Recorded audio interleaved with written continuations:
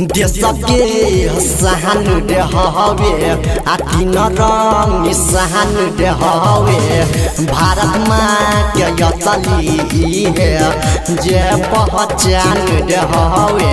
आ घूमी बेचतानी हमको लगे जाएंगे ले लो तिरंगा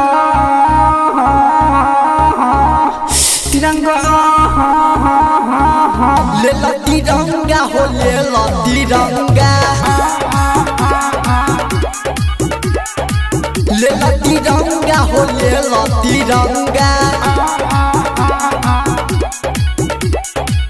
ये चाचा के रुपया बढ़ता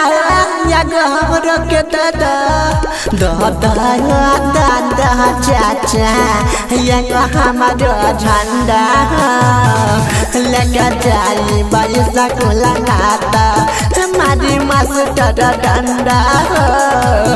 लगा नहीं जाई बाईसा कोला हमारी मास्टर डंडा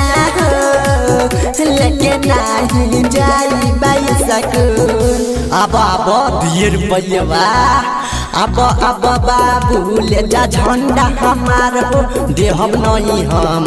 आज उधार हो गादा दहन पहले बहिनी हमार हो भारत माँ से करता हानि पुकार हो ले लो तिरंगा दिए रुपये ले लो बाबू यह गो तिरंगा हो आदेश के नारा लगई हो दोस्त सबके संगा हो देश के नारा लगई हो